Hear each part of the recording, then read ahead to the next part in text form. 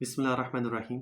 آپ صلی اللہ علیہ وسلم کی حدیث ہے کہ حضرت ابو ذر رضی اللہ تعالیٰ عنہ نے آپ صلی اللہ علیہ وسلم سے فرمایا کہ حضرت مجھے کوئی نصیحت فرمائیے۔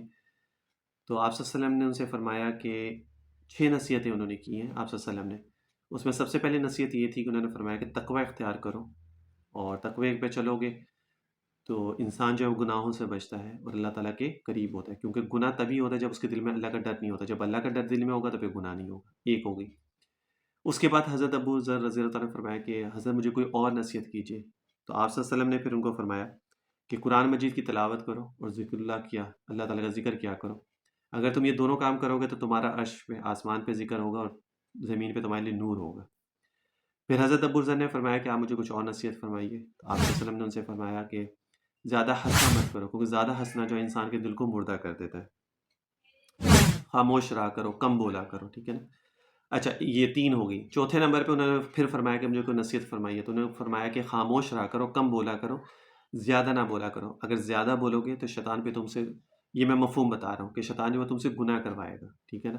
اور جب انسان زیادہ بولتا ہے تو انسان کے منہ سے ایسے الفاظ نکل جاتے ہیں جو پھر ٹھیک نہیں ہوتے، تو اس لیے ہمیشہ خاموش رہنا چاہیے، انسان کو زیادہ نہیں بولنا چاہیے، ٹھیک ہے۔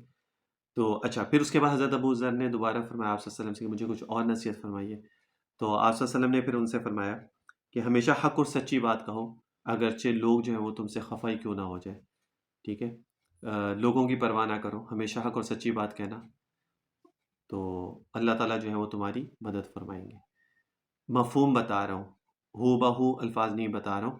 کل کو کوئی آپ میں سے یہ نہ کہے کہ نہیں جی حدیث میں تو یہ الفاظ نہیں، تو آپ نے کہاں سے بتائیں؟ لوگوں کو سمجھانے کے لیے جو حدیث کے ورڈ ہوتے ہیں بتا کے پھر اپنے الفاظ میں، ورڈس میں ایکسپلین کر دیتا ہوں ایزی ورڈس میں، تاکہ لوگوں کو سمجھ میں آ جائے۔ پھر حضرت ابو ذر نے فرمایا کہ جی مجھے کچھ اور نصیحت فرما دیجیے۔ تو آپ صلی اللہ علیہ وسلم نے پھر ان سے فرمایا کہ اللہ کے بارے میں ملامت کرنے والے کی پرواہ نہ کرنا، ٹھیک ہے نا۔ یعنی جو اللہ تعالیٰ کو ناراض کرنے والا ہے یا جو ملامت کرنے والا ہے اس کی پرواہ نہ کرنا۔ میں نے عرض کیا حضرت مجھے کچھ اور نصیحت فرمائیے۔ تو آپ صلی اللہ علیہ وسلم نے جو ہے پھر ان سے فرمایا کہ اپنے نفس کے اور اپنی ذات کے بارے میں جانتے ہو، اور چاہیے کہ وہ تم کو باز رکھے اور دوسروں کے عیبوں کے پیچھے مت پڑنا۔ یعنی اپنے نفس کو ہمیشہ بچا کے رکھنا کہ وہ دوسروں کے عیبوں کے پیچھے نہ پڑے، لوگوں کی ٹو میں مت رہنا کہ اس سے پوچھو کہ اس کے نے یہ برائی ہے لوگوں کو بتا رہے ہو، اس نے آج یہ کر دی یہ بتا رہے لوگوں کو۔ ان چیزوں سے اپنے آپ کو ہمیشہ محفوظ رکھنا۔ یہ 6 نصیحتیں آپ صلی اللہ علیہ وسلم نے حضرت ابو ذر رضی اللہ تعالیٰ کو کی، اور ان سے فرمایا کہ تم ان چیزوں کے اوپر عمل کرنا۔ تو ہمارا بھی کام بنتا ہے کہ ہم بھی ان چیزوں کے اوپر عمل کریں۔ پھر حضرت امیر معاویہ رضی اللہ تعالیٰ عنہ نے حضرت عائشہ رضی اللہ تعالیٰ عنہ جو امت کی ماں ہے، ان سے فرمایا کہ ان کو خط لکھا کہ آپ صلی اللہ علیہ وسلم کی کوئی حدیث مجھے بیان کریں جو مختصر ہو اور جامع ہو، یعنی الفاظ کم ہوں لیکن اس کے جو امپورٹنس ہے بہت زیادہ، اس کے الفاظوں کی جو مطلب ہے وہ بہت زیادہ ہو۔ تو حضرت عائشہ رضی اللہ تعالیٰ نے فرمایا کہ لوگوں کی پرواہ مت کرنا اللہ کی ناراضگی کے لیے، ٹھیک ہے۔ یعنی اللہ کو ناراض کر کے لوگوں کو خوش مت کرنا، ٹھیک ہے۔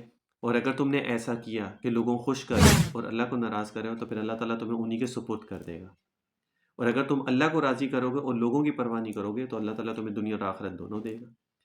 تو یہی چیز آج ہمارے ساتھ پرابلم ہے کہ ہم اللہ کو ناراض کرتے ہیں اور لوگوں کو جو ہے وہ خوش کرتے ہیں، جو ہمارے لیے سب سے بڑی پرابلم ہے کہ ہم ہر وہ غلط کام کرتے ہیں کہ جس سے اللہ ناراض ہوتا ہے، اور ہمارے جو ارد گرد کے لوگ ہیں، چاہے وہ جاب کے لوگ ہیں، چاہے باس ہے، چاہے وہ گھر میں کہیں پہ بھی غیر شرعی کام ہم وہ کرتے ہیں، تو جس سے اللہ ناراض ہوتا ہے اور ہم لوگوں کو خوش کرتے ہیں۔ تو اس وجہ سے انسان پریشان ہے کہ پھر اللہ تعالیٰ کا اس کے ساتھ کنیکشن جو ہے، تعلق جو ہے وہ ختم ہو جاتا ہے، اور اللہ تعالیٰ ان لوگوں کو لوگوں کے سپرد کر دیتا ہے۔ اور لوگ کچھ بھی نہیں کر سکتے جب تک اللہ نہ چاہے، اور جب اللہ چاہے گا تو پھر لوگ کچھ اس کے لیے نہیں کر سکتے۔ یعنی جب اللہ فائدہ پہنچانا چاہے تو لوگ اس کا نقصان بھی پہنچانا چاہے تو وہ کبھی بھی نقصان نہیں پہنچا سکتے، لیکن اگر اللہ اس کے لیے نقصان پہنچانا چاہے، اس کے لیے لاس ہو، اور لوگ اگر اس کو فائدہ پہنچانا چاہیں تو وہ بھی کبھی نہیں ہو سکتا۔